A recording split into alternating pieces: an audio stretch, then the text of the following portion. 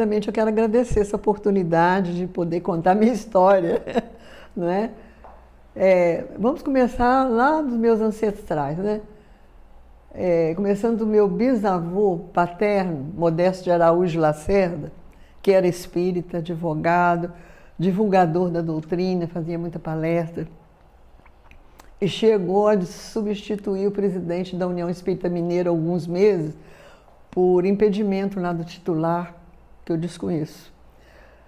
E a filha dele mais velha, Clarieta, minha avó paterna, professora, pianista e espírita também.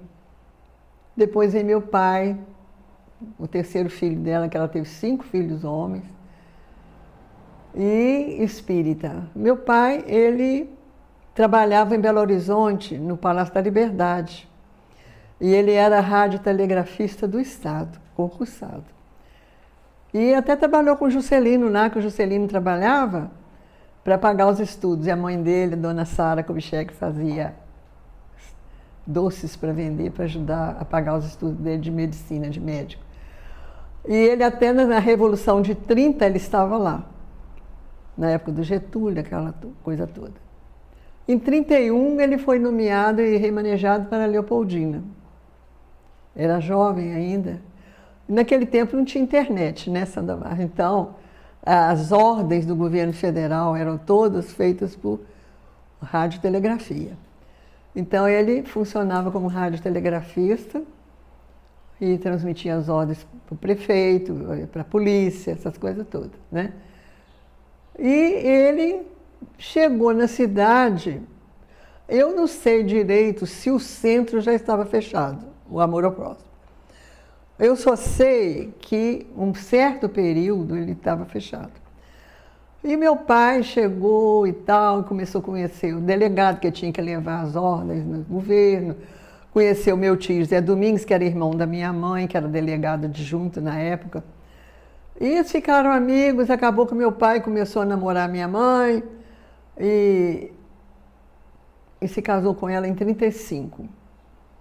Em 1937, o meu tio chegou perto do meu pai e falou assim: "Ô Átila, se você se responsabilizar pelo Centro Espírita Amor ao Próximo, nós lhe entregamos a chave", porque o delegado regional era o Dr. Chico Gama, Francisco Gama. Então, o meu Átila pensou, o meu pai pensou e pensou assim, aceitou. Aceitou e mergulhou de cabeça na coisa. Ele era muito jovem. Em setembro de 1937, ele conseguiu reabrir o centro. O que ele fez? Ele saiu em busca dos espíritas de Leopoldina que estavam esparsos. E começou a trazer, ele pegou a chave do centro, abriu, e começou a trazer o povo para conversar com o povo, para ver se reabria o centro, né? Então, eles aceitaram, formou-se a primeira diretoria da reabertura, eles fizeram a eleição lá, tomaram posse, fizeram ata, e meu pai reformulou o estatuto conforme a lei na época, registrou, arrumou tudo direitinho. Ele não quis ser presidente. Me parece, se eu não me engano, que foi um tal de Matolo, sobrenome, que foi o primeiro presidente nessa época. Eu sei que tinha o seu Alonso, o seu Afonso, o seu o doutor Urista Siqueira, que era dentista, e uma série de pessoas. Parece que tinha também o seu Tintino Pires. E se reabriram o centro, começou a funcionar. Em 37, setembro de 37, ele reabriu. Em novembro de 37, eu nasci. Mesmo ano da reabertura do centro. Então, as coisas começaram a fluir, né? E em 1948, o meu pai foi presidente pela primeira vez do Amor ao Próximo. Então, ele fundou a Escola de Evangelização Bezerra de Menezes, a Mocidade Espírita Dias da Cruz, e eu, com 10 anos e 6 meses, entrei para a mocidade. E frequentei a mocidade bastante tempo. Depois daquele negócio de terminar o curso clássico no ginásio e viajar para fazer faculdade no Rio, conservatório para lá, conservatório para cá, porque eu comecei a estudar piano com 5 anos, com o professor Manuel Monteiro, que era maestro da Leopoldina Orquestra. Um crânio, um gênio, aquele homem. E, muito nova, eu já ingressei no Conservatório de Cataguases, depois fui fazer no Rio. E quando eu formei no Rio, o doutor Jair Salgado era prefeito, o irmão dele, doutor Clóvis Salgado, era já governador, porque o Juscelino tinha afastado para se candidatar à presidência. Então ele era vice e ficou no lugar.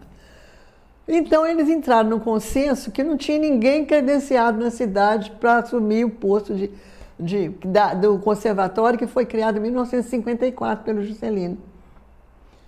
Então eles resolveram me apresentar lá, né, para poder tomar posse. Eu sei que eu fui a Belo Horizonte com meu pai e o Monsenhor Guilherme também, porque o Estado tinha acabado de comprar o ginásio do bispo da diocese. Então fomos eu, meu pai e o Monsenhor Guilherme. Aí fomos para um hotel lá, eu fui tomar posse com o Bolivar Tinoco Mineiro, fui no Palácio do Dr. Clóvis, lá no Palácio da Liberdade, conheço lá por dentro. Toquei no piano de cauda linda que fizeram tocar. Meu Deus, passei tanto aperto, gente. Ai, meu Deus, eu tremia nas bases, assim. Então, o que acontece? Aí tomei posse e vim com a ordem de abrir o conservatório. Olha, eu tomei posse em Belo Horizonte, na Secretaria da Superintendência Educacional, dia 5 de janeiro de 1956. Tive que abrir o conservatório no final do mês, me parece que foi dia 20 e pouco de janeiro, não me lembro. E até meu pai que fez a ata da instalação, foi feita na sala dos professores do ginásio, como o senhor presente, e foi nomeado o diretor do Conservatório de Música Estadual de Rio Branco, que veio para representar o Estado, e na posse e foi instalado. Aí eu fui ver o conservatório no andar de cima, que tinha sido destinado ao conservatório toda aquela área de cima, toda. Aí, gente, eu cheguei lá, não tinha nada dentro. Olhei aquele salão imenso, desprovido de tudo. Aí eu chorei uma semana. Chorei mesmo. Chorei por responsabilidade, eu era muito nova. Eu falei, gente, esses homens são doidos. Não é possível. Bom, aí com a cara e a coragem, que eu sempre fui muito corajosa. Esse fator eu reconheço em mim. Meto a cara, como diz o outro. Aí fui, mas aí o doutor Clóvis deu um jeito de mandar um piano de armário, esse Felda que está lá até hoje, alguns móveis de secretaria, algumas carteiras, assim, daquelas que tem um braço, daquelas carteiras antigas de verniz, de madeira sólida, uns armários. E a gente começou. Mas antes de chegar a esses móveis, nós tivemos que ver os professores. Aí foram indicados professores de teoria musical, que era a base que precisava também, né? Que eu tinha sido nomeada professora e diretora, as duas funções. Então, formou-se a primeira classe de teoria musical. Não tinha lugar para o pessoal sentar. Eu fui lá embaixo, Monsenhor, o senhor não tem uma sala ociosa para me emprestar? Ou menos uma vez por semana?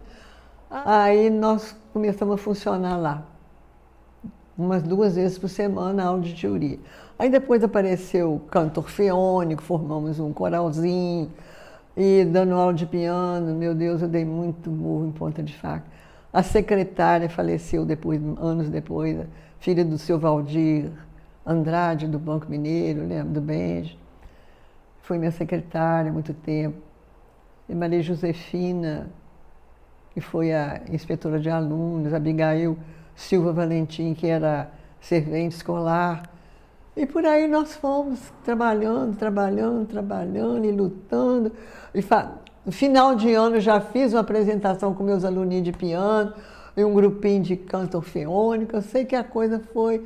Dei muito murro em ponta de faca, porque os pais achavam que menino não podia estudar piano, que ia ficar feminado, essas coisas todas, né?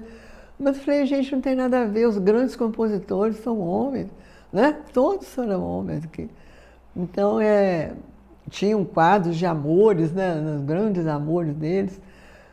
E a coisa foi fluindo e fiquei lá na diretoria, porque não existia esse negócio de colegiado de voto, votar para diretor. Então, a minha nomeação foi ficando, foi ficando, foi ficando. Eu adquiri estabilidade. 5 anos depois, eu tive que optar entre ser diretora ou ser professora. Aí estava já casada, comecei a ficar grávida de filho, falei, melhor eu ficar na diretoria, que eu tenho um espaço mais, né, assim, mais solto, né? E aí eu fiquei só na diretoria. E ali eu fiquei de 56 a 83, 28 anos, como diretora. E depois eu pedi minha aposentadoria, porque, para falar a verdade, eu já estava saturada. Muito problema. Com filho, com criança, com os alunos, a gente não tinha problema. O problema era assim, muito entre o pessoal, os funcionários e professores, aquela coisa toda. E era muito problema. Então, eu pedi minha aposentadoria e depois ainda fiquei como contratada, dando aula uns meses ou um ano, nem sei mais, lá como contratada. Mas depois eu finalizei minha carreira de música. E quando eu aposentei, eu já estava no centro, porque quando foi em 1970, eu tive um problema seríssimo de saúde. Eu tive um processo de hipertiroidismo altíssimo, altíssimo. Eu quase morri. O doutor Guilherme Junqueira Reis é que tratou de mim. Ele fez o diagnóstico de hipertiroidismo muito alto. O que ele fez? Ele me botou na cama com a roupa que eu estava estudando. Eu fiquei 20 dias fazendo sonoterapia. A minha mãe foi para minha casa cuidar das minhas crianças, eu já tinha os 3 filhos. Eu tinha 33 anos nessa época. Então, eu fiquei mal. Tenho 20 dias da minha vida apagados da minha memória, não sei o que aconteceu. Quando eu melhorei, porque eu não podia mexer, porque o meu coração batia com tanta força que a roupa pulava. E eu comecei, então, ele me encaminhou para o Dr. Dager, em Juiz de Fora, e eu tratei com ele 30 anos. Foi a minha salvação. Bom, eu fiquei boa, continuo fazendo tratamento de tireoide até hoje, desde os 33 anos. Mas estou bem, tudo controlado.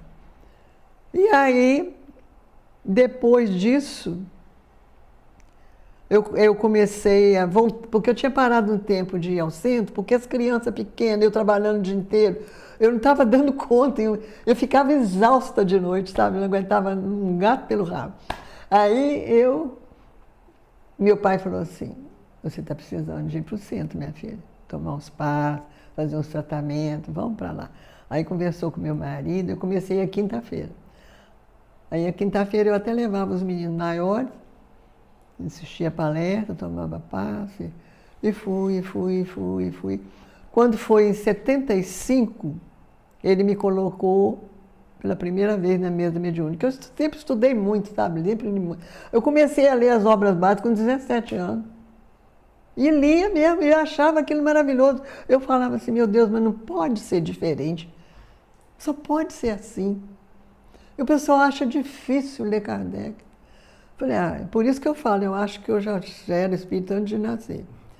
Muito imperfeita, mas já tinha noção. Então, em 75 eu comecei na mesa mediúnica, em 76 eu comecei a aplicar passe e a usar tribuna. Primeira vez que o meu pai me pôs na tribuna, quase morri do coração, nas quintas-feiras que ele dirigia.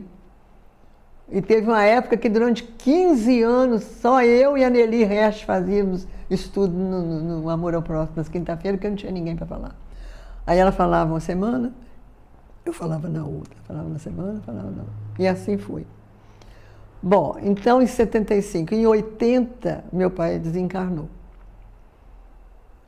Em 81, em 82, eu comecei eu criei a reunião de terça-feira de manhã de tratamento espiritual. E quase que no mesmo mês eu comecei com a reunião de desobsessão da quarta-feira. E aí eu comecei a trabalhar muito, e eu comecei com um estudo sistematizado aos sábados.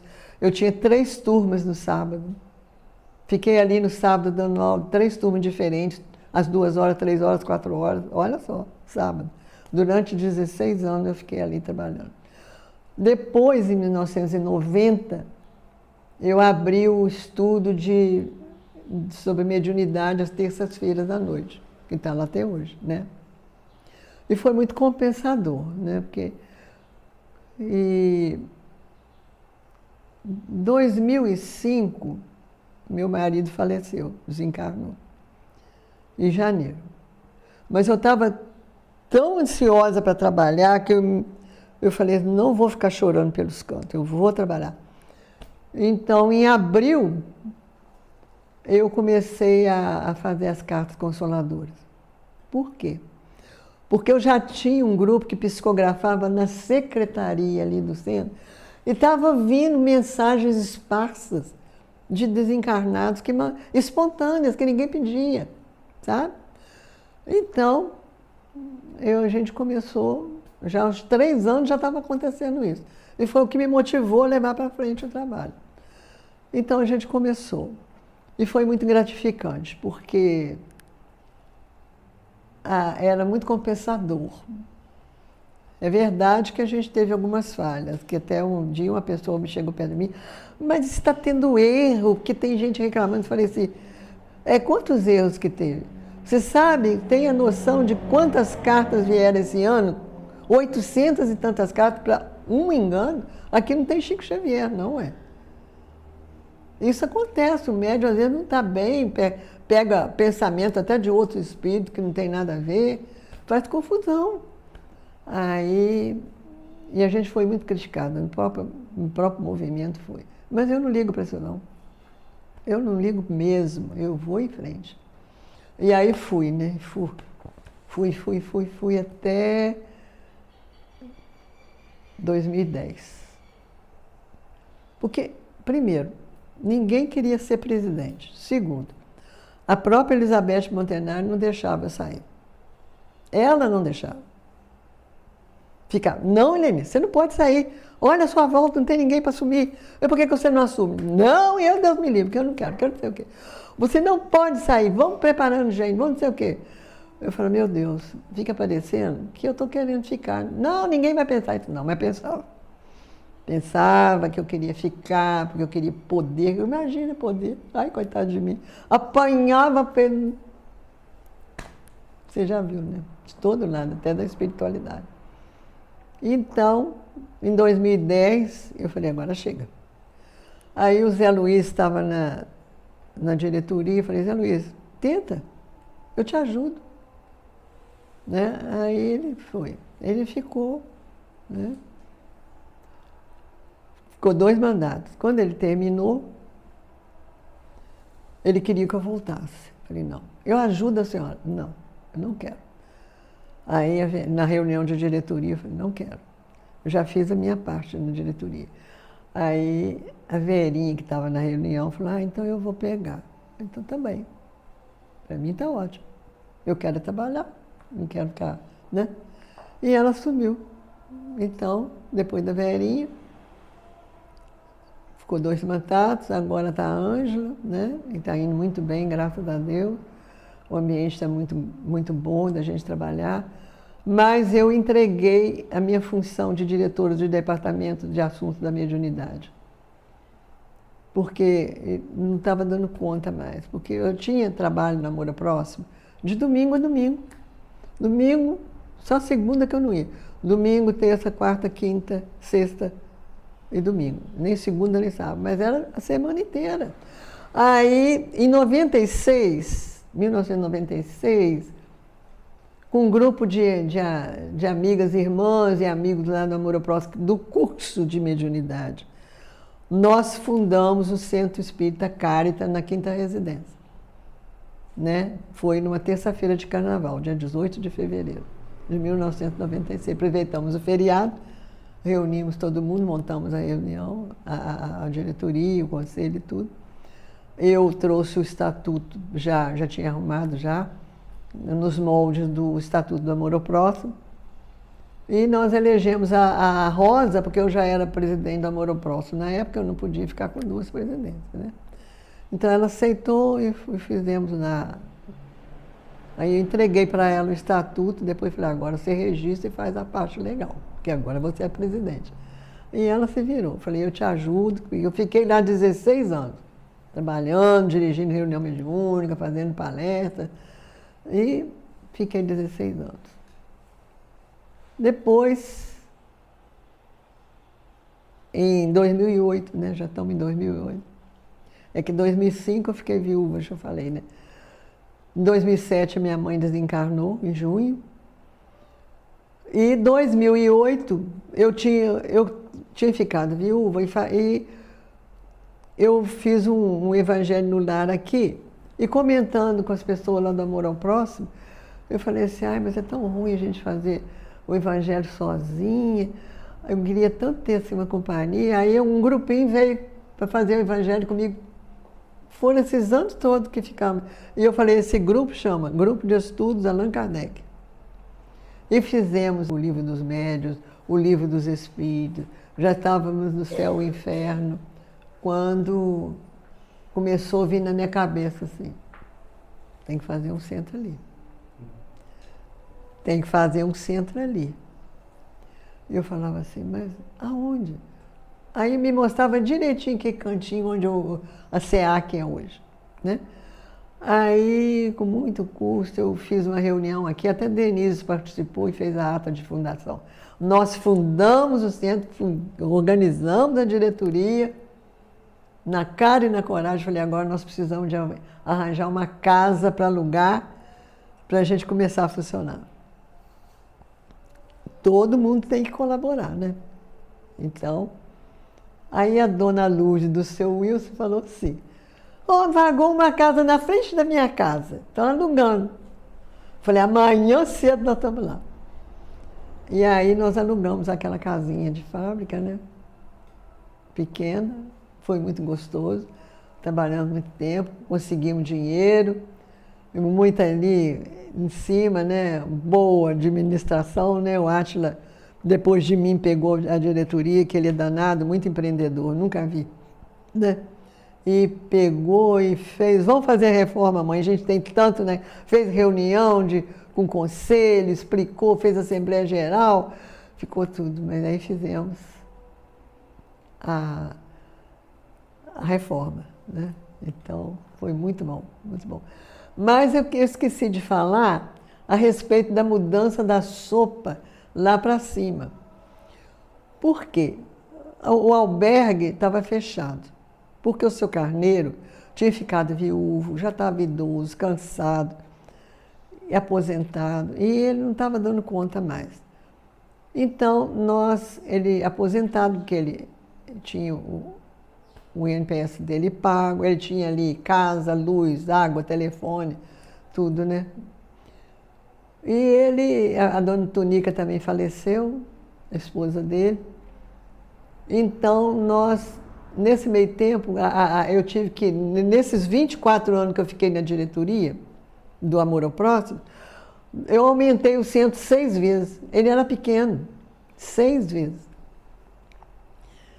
E o Zanoni, por que eu fui presidente? Eu estou me atropelando, mas tem que ser. Em 1986, eu era vice-presidente do centro e o Zanoni presidente. Primeiro eu tinha sido do conselho, né? Depois fui ser vice-presidente. Em 86. Aí, em 85. Em 86, o Zanoni renunciou por motivos particulares dele. E eu estava na vice, eu tive que sumir, e aí não pude sair mais. Fiquei 24 anos. E nesse período de 24 anos, é que nós aumentamos o centro. e o Zanoni ficou no diretoria de patrimônio, né? Diretor do departamento de patrimônio, e foi muito bom, porque ele administrou muito bem. Nesse ínterim, o doutor Erimar Carneiro surge do céu, né? Com os recursos financeiros.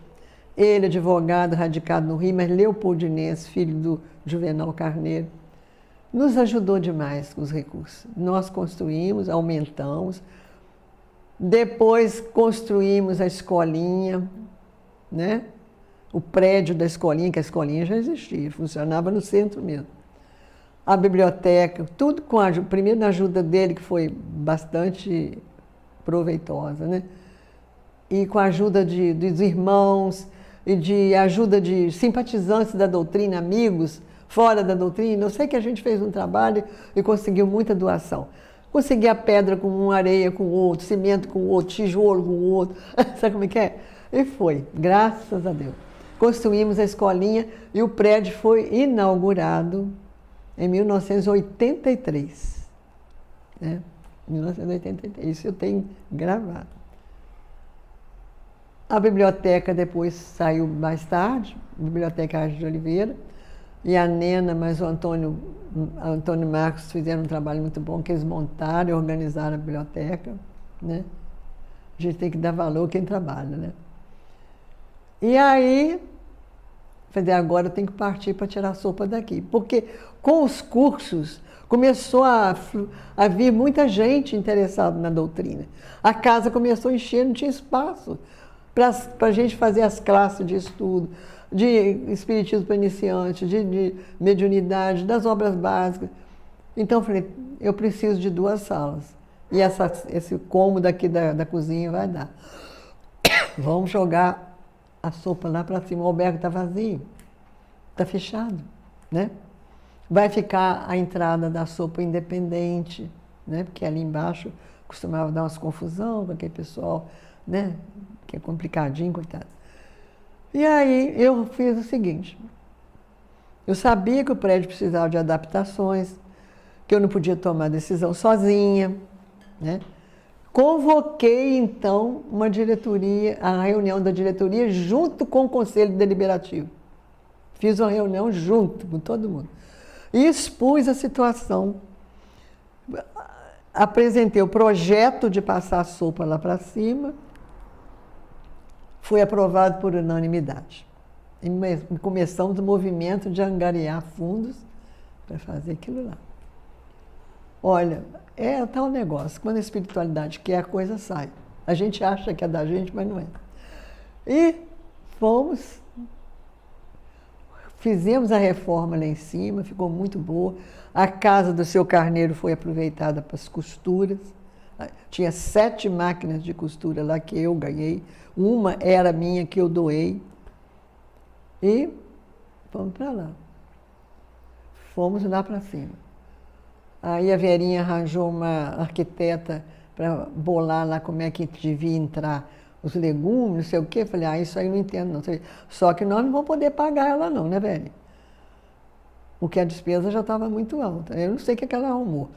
Se ela fez de graça, se a Verinha pagou, eu não sei. Mas eu acho que ela resolveu colaborar, a arquiteta. E fez lá, o negócio ficou bonitinho demais, né? Ficou muito bom. Então, aí eu parti para a construção das 2 salas ali embaixo. E 2 banheirinhos, né? E arrumamos, só não tivemos condição de mudar o telhado, que aí não tinha dinheiro mesmo. Então, nós fizemos aquelas 2 salas, pusemos uma sala em homenagem a Elizabeth Montenari, a outra tem uma plaquinha, e a outra Chico Xavier, até que a gente fazia a psicografia lá. E a coisa começou a funcionar tranquilo, tudo organizado, deu espaço para, né, estudo, antes das reuniões mediúnicas tinha estudo nas salas, e por aí foi. Agora, eu tenho muito que agradecer. Eu fui presidente da AME também um tempo, só não lembro a data, sabe? Mas eu fui. Eu fui. Mas foi uma experiência, para mim não foi muito boa, não. Eu fiquei um pouco frustrada. Tá? Mas cada um, a gente tem as experiências, os aprendizados, né?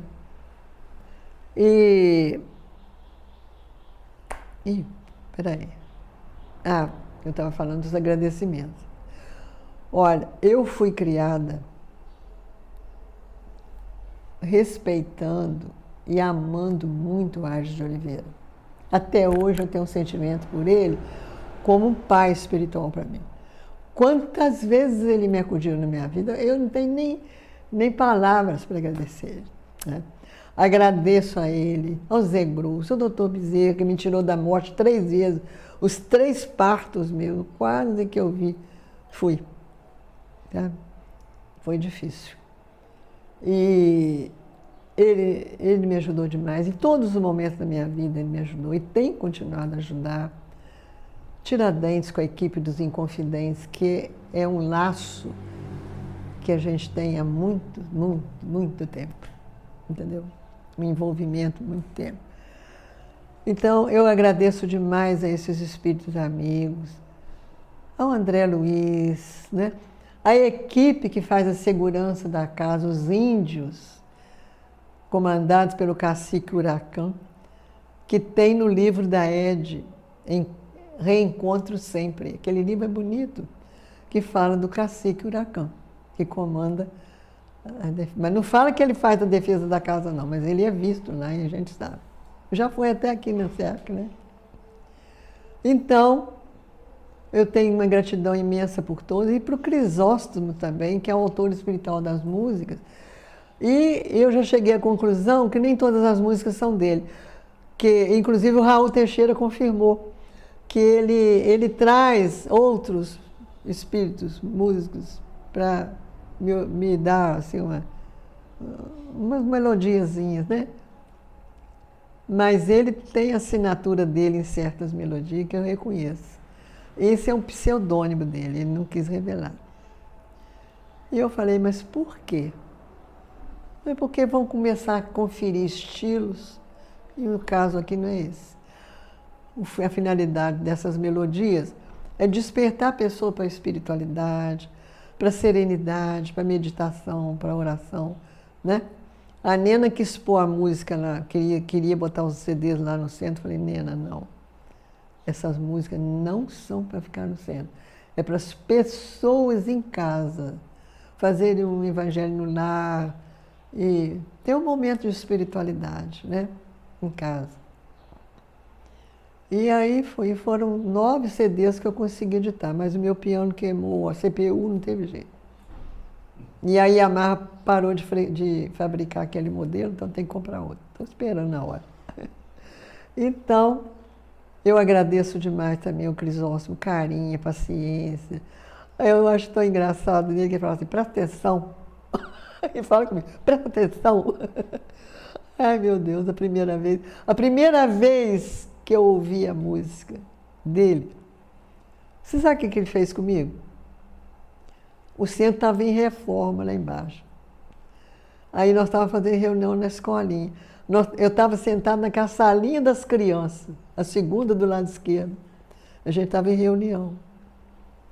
Aí ele chegou e eu comecei a ouvir aquela música do Ó meu babino caro, que eu acho linda. Eu comecei a ouvir aquela música e falei, ué, por que eu estou ouvindo essa música? Né? Aí, de repente, eu senti a presença dele do lado.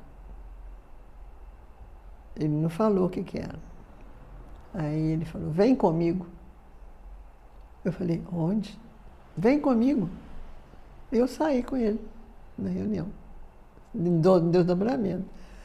E ele me conduziu por um lugar assim que parecia o firmamento.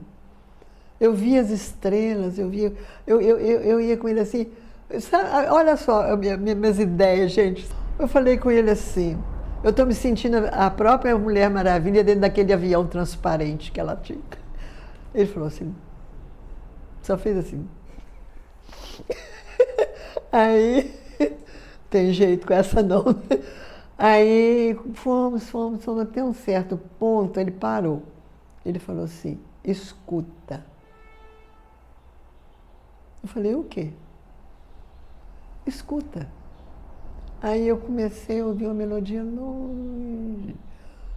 Eu falei, eu estou ouvindo uma música longe. Pois é, presta atenção, escuta. Ainda ficou assim, aquele silêncio.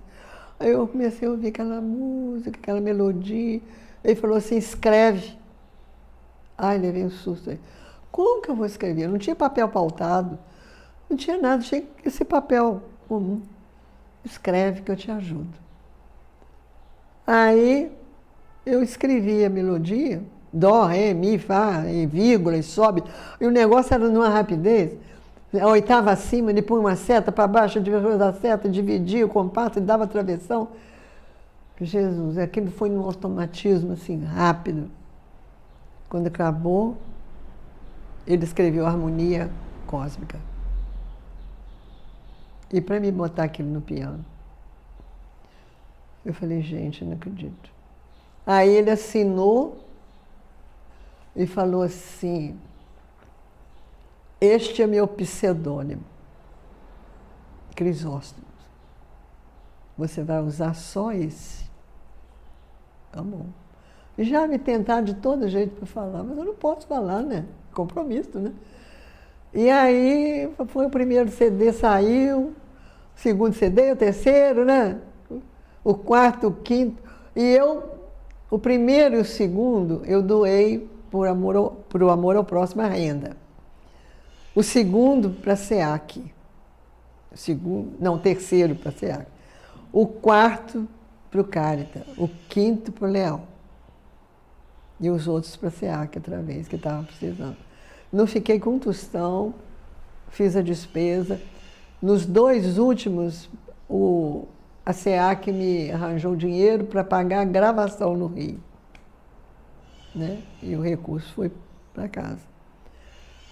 E os 9, mas tem mais aí, está chegando. Quinta-feira mesmo eu recebi uma música. Eu cheguei aqui, fiquei tocando, achei bonita, mas tem que trabalhar ela para desenvolver. Porque é assim, a gente recebe a melodia, mas tem que trabalhar, porque o músico ele tem que entender o pensamento do autor. Qual a emoção que ele quis transmitir. Entende?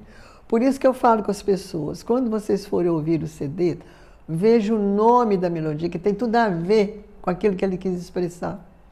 Então, é importante esse entendimento. E no mais, eu só tenho que agradecer a Jesus, principalmente, né?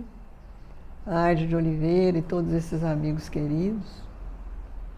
E agradecer a Deus por estar aqui ainda, não sei porquê. Com certeza eu tenho ainda muitas lições para aprender, muitos defeitos para corrigir, que eu que sei, né? Até o dia que ele me chamar, né?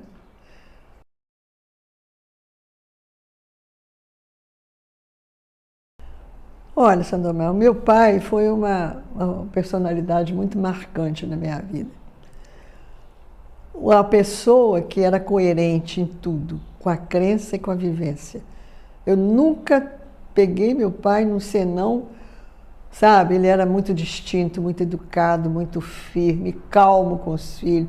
Ele, para perder a paciência, precisava de muita coisa, sabe? E conversava muito com os filhos, dava bons exemplos. Fazia o evangelho no lar com a gente todo domingo. E a gente era criança e queria ir no cinema, queria ir na matinê, só vai se fizer um evangelho no lar às 10 horas domingo. Então, era aquele exemplo, aquela firmeza, aquela rocha. E a minha mãe também, ela não era espírita, ela era filha de Maria, casou com ele, mas ela sempre deu apoio a ele, ajudou ele muito. Ela deu aula de corte e costura lá no centro para muita gente. Ela foi o apoio dele a vida inteira, sabe? Mas meu pai era assim, dinâmico, e ele achava que o espiritismo tinha que expandir. Então ele com o irmão dele, o tio Carlos Mário, que foi professor do ginásio aqui, depois foi para a aeronáutica, e era professor da aeronáutica, eles se iniciaram na loja maçônica Regeneração de Barbacena, que foi fundada pelo meu bisavô. E resolveram fundar a loja maçônica aqui. E com um grupo até de espíritas fundaram a loja maçônica 27 de abril. Também ele, com um grupo de amigos, fundaram o Rotary Club. E no Rotary Club tinha a Casa da Amizade. As senhoras rotarianas se reuniam para costurar para os bebês. E meu pai gostava, achava que o espiritismo tinha que se expandir na sociedade também, porque ele achava que ficar só restrito ao centro, que eles podiam dar exemplos na sociedade, da compostura, da conduta reta de um espírita. Então, ele ajudou a fundar o Rotary Club, e quando ele foi presidente, ele fundou a Casa da Amizade. As senhoras rotarianas se reuniam uma vez por semana para costurar roupinhas de bebê. E a minha mãe tinha dado ideia delas reunirem para costurar e formar enxovaizinhos e doar para as gestantes carentes. E essa ideia veio ressurgir no Amor ao Próximo através de mim. Que em 1987, junto com a Geni Bittencourt Araújo, que era diretora da escolinha de evangelização, esposa do Zanoni, nós fundamos esse negócio e deixamos vinculado no departamento da criança, né, da evangelização da criança, esse programa. E aquilo cresceu muito, né, os enxovais foram sendo distribuídos, até que em 2011, quando o José Luiz Paixão foi presidente do Amor ao Próximo, ele me pediu para transferir o enxovalzinho do bebê carente aqui para a SEAC, que foi a coisa melhor do mundo, que ele desenvolveu assim de uma maneira esplêndida, né? Então, foi muito bom, mas ele não queria ir lá mais, eu fiquei quieta, mas eu não gosto muito de criar casa, não. Às vezes até crio, mas depois eu largo para lá. Aí, e foi assim, e o exemplo que o meu pai me deu foi de muita dignidade, sabe? Comprou, tem que pagar, gastou, tem que assumir, né? Não dê um passo além das pernas. Saiba administrar o seu dinheiro. E quando eu formei e comecei a trabalhar, ele me falava muito. Então, isso eu aprendi. A minha mãe tinha um caderninho que ela anotava tudo que tinha que pagar todo mês. Tudo arrumadinho. E eu herdei isso deles. Eu também faço isso até hoje. Eu tenho tudo esquematizado que eu tenho que pagar, que eu paguei, que eu deixei de pagar. Bom, então essa lembrança do meu pai eu tenho da minha mãe, sabe? Os exemplos que eles me deram. Minha mãe era uma mulher forte, muito forte. Tanto é que meus 2 irmãos faleceram de acidente, né? Um de um jeito, outro do outro, mas os 2 acidentes. Um daí 2 anos, o outro. E a dor dela foi muito grande. Nossa Senhora, tinha até pena. Mas reagiu também. E no Amor ao Próximo eu tenho lembranças assim, por exemplo, quando a minha mediunidade desabrochou na psicografia, que foi uma coisa inesperada também. Que foi antes desse processo que eu falei das músicas. Eu já estava psicografando. Na segunda reunião de psicografia, eu ficava fora da mesa e os médios psicógrafos sentados. Estava lá na escolinha, no salão lá em cima, porque eu sentava em obras. E aí, a Ed, que sentava na cabeceira, faltou. E eu, como ficava rodando em volta da mesa, eu resolvi sentar no lugar dela. E tinha papel e lápis. E eu fiquei ali orando, pedindo para os médios, um ou outro escrevia alguma coisa. E de repente eu ouvi assim, eu quero mandar uma carta para minha mulher. Eu ouvia direitinho, eu quero mandar uma carta para minha mulher. Jesus, o que é isso? Eu quero mandar uma carta para minha mulher. Aí a pessoa falou, Dona Helenice, eu quero mandar uma carta para minha mulher. Aí a Denise ficava lá perto daquela portinha que tem a outra que estava com luz, para ir lendo as coisas que chegavam. Aí eu levantei da mesa e falei, Denise, o que eu faço? Está acontecendo isso? Ué, Bela, senta lá e escreve, ué. Falei, ai meu Deus, voltei que nem uma criança que estava fazendo alguma coisa errada, tá? Sentei, falei, bom, o que você quer escrever para sua esposa? Eu peguei no lápis, a primeira frase ficou assim, minha querida fulana de tal, minha querida, aí já falou o nome dela. Aí eu falei, será que eu conheço? Aí a carta deslanchou, até no fim assinou. Falei, já sei quem é, conheço. Aí terminou, quando a gente foi entregar as cartas lá embaixo, aí a gente leu a carta que era endereçada. Foi a primeira vez que eu psicografei, foi essa vez, em 2005. Aí chamaram a moça pelo celular, ela foi correndo para lá receber e chorou muito. Então, esse ponto da emoção que as pessoas recebiam as cartas me marcou muito. Porque tinha gente que chegava a passar mal, de tremura, de emoção, sabe? Porque parecia que ela não acreditava que aquilo que ela estava lendo. Então, foi um trabalho muito gratificante para mim. Mas com a pandemia, acabou porque não tinha médium mais, né? E eu não quis assumir sozinha. É muita coisa.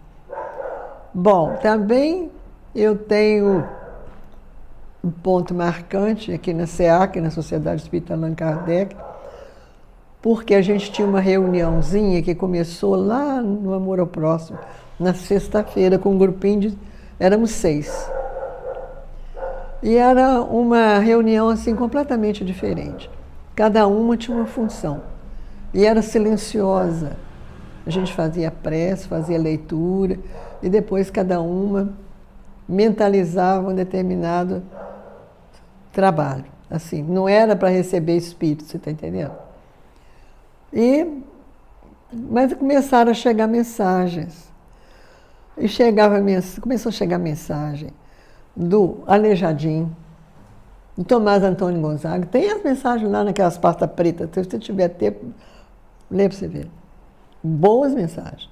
Do Tiradentes, da Joana d'Arc, que também a ligação é comigo. Daqueles tempos horríveis. Entende? A minha ligação é meio complicada. É muito triste a minha ligação com ela. E ela tem um amor muito grande, assim, me ajuda muito, sabe? E outros espíritos e Dr. Das Carlos, que eu nunca tinha ouvido falar, um médium grego, que trabalhava no negócio de ossos e trabalhava assim também como médium. Apolônio de Tiana, que eu também já havia ouvido isso há muitos anos. Eu depois fui até pesquisar sobre ele, que ele viveu no tempo de Jesus, mas não chegou a conhecer Jesus. E aí acabou que até desenho dele eu fiz, daquele velho com barba, cabelo sereno, com aquela camisolona. Aí depois não recebi mais 2 ou 3 dele e acabou. Deve ter ido para outros lados, né? Ou eu também que não estava. Então essas experiências foram interessantes. Mas com o Tiradentes, eu desde pequena, quando eu comecei a estudar a história do Brasil no curso primário, eu tinha uma admiração assim tremenda por Tiradentes. Era uma coisa assim que eu adorava falar dele, ouvir dele, ler sobre ele. Então nessas reuniões de sexta-feira, com essas reuniões, com essas mensagens, aí nós subimos dos livros da Mariluza, Inconfidência dos Inconfidentes, Tomás Antônio Gonzaga, tem aquele negócio, aqueles livros deles. Aí a gente começou a ler aquilo, nós, cada uma lia, comprava um livro, emprestava para outra, e fomos tomando conhecimento daquele movimento, e parecia que nada era novidade, sabe? Engraçado aquilo. Aí eu estava lendo Inconfidência dos Inconfidentes, eu nunca tinha ido em Ouro Preto, eu ficava vendo aqueles negócios todinho, aquelas cenas. Aí um dia eu falei assim, gente, eu tinha ficado viúva, tinha ficado com o meu carro. Vamos a Tiradentes? A gente vai passear lá, a gente arranja uma pousada, a gente fica lá, e vamos a Ouro Preto. Aí elas falaram, vamos. Eu falei, bom, se vocês se comprometerem a ajudar a pagar o motorista e a hospedagem dele, a gente pode ficar as 4 num quarto só, né? E a gente ficamos na pousada Tiradentes, parece que nem sei se ainda tem, era lá na praça principal de Ouro Preto, onde tem aquele obelisco onde ficou a cabeça do Tiradentes. E aí nós fomos, seu Motinha, foi guarda rodoviário do meu vizinho, que era muito amigo do Vanderlei, ele nos levou e ele se hospedou também na mesma na mesma pousada, e a gente tinha falado que ia pagar a hospedagem dele, nós 4. Mas aí ele ficava, eu tomei nota do celular dele, porque às vezes a gente precisava saber onde ele estava, precisava de alguma coisa. Mas ele estava sempre por perto. E aí nós fomos em Ouro Preto e visitamos aquilo tudo. Aquelas igrejas todas, aquele negócio todo. E fomos a Tiradentes também. Mas depois, eu só fui lá, dessa vez, assim, em turismo, né? E eu fui, eu não lembro se foi em Ouro Preto ou Tiradentes, que tem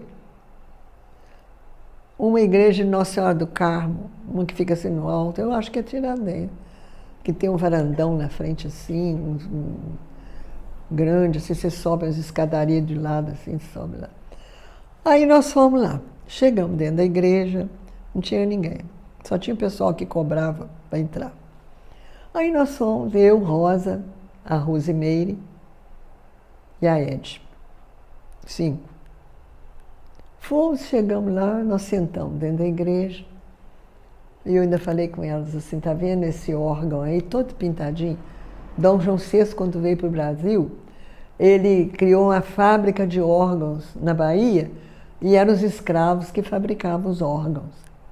Esse órgão deve ter sido fabricado lá. Todo pintadinho, com os desenhinhos, negocinho. E muito ouro naquela igreja, muito ouro. Então nós sentamos assim mais na frente e ficamos ali, cada uma no seu quadrado, como se diz, né? E eu fiquei olhando aquele ouro, aquelas coisas, falei, meu Deus, olhando aquele coisa onde que fazia palestra, lá em cima onde era o couro, aquelas coisas. Eu fiquei olhando aquele altar, a Nossa Senhora parecia que estava em cima de um bolo. Era assim, aqueles degraus, era lá em cima.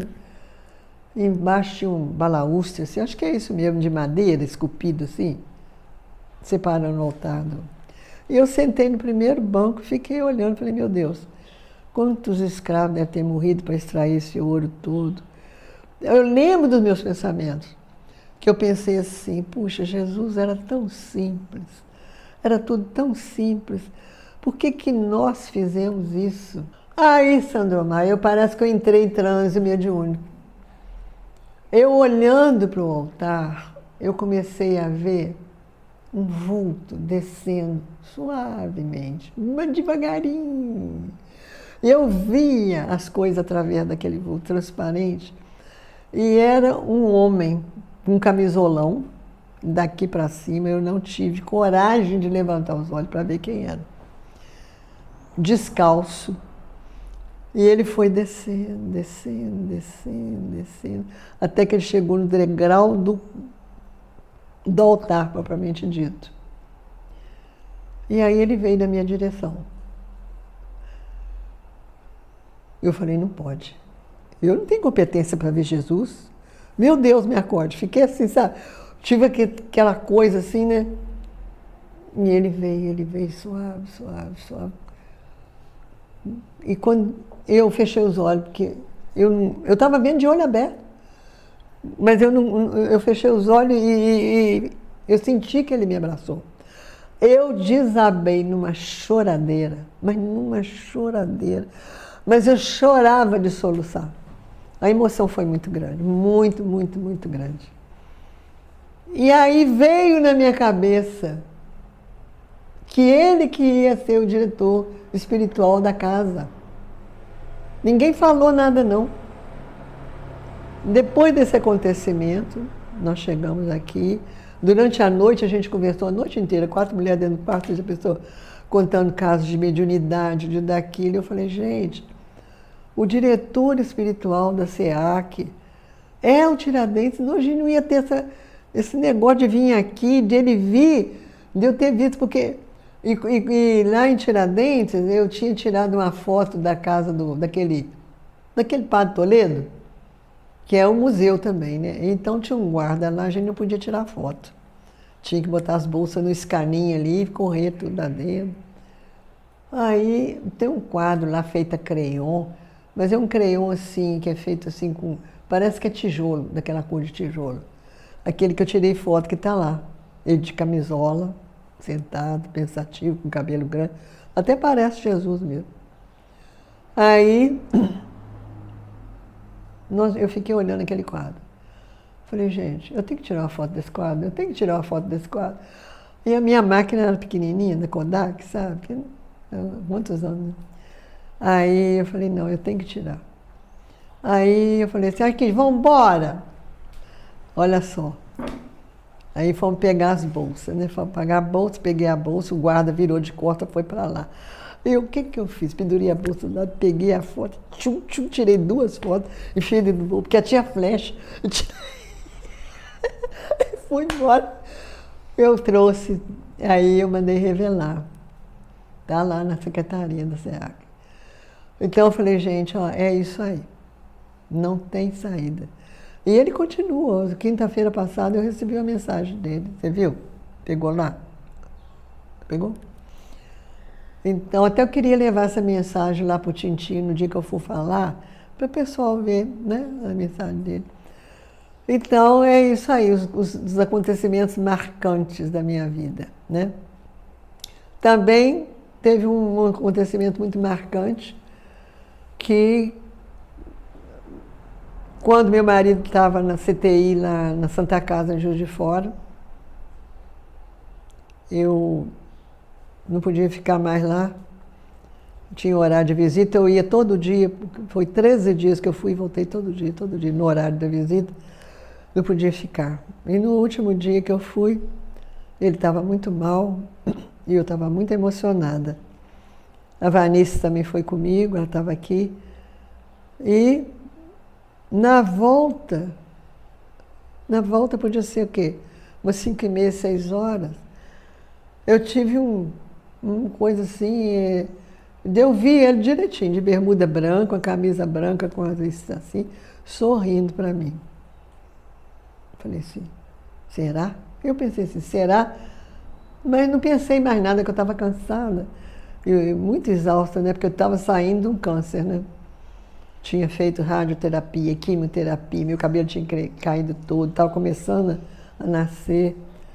E então eu fiquei assim, tão cansada, vim embora. Daí a pouco chegou a Átila aqui, mãe. Telefonaram da Santa Casa que o pai faleceu. Que horas? 7 horas. Falei, ah, tá. Eu vim buscar uma roupa dele para levar. Eu falei, eu vou também. Não, a senhora não vai não, só fica aqui. Eu vou arrumar tudinho quando chegar. Só... Aí ele foi, arrumou tudo. O corpo só chegou às 3 horas da manhã. Mas essa experiência, eu vi com tanta realidade ele assim, sabe? Foi uma coisa que me marcou muito também. Porque eu não tenho essa evidência assim de estar vendo o espírito, não tenho. Ocasionalmente eu vejo, numa reunião, uma coisa assim, sabe? Mas é muito difícil. Mas foram fatos que me marcaram. E eu agradeço muito a Jesus as oportunidades que Ele tem me dado. A honra dele permitir que eu participe da seara dele, né?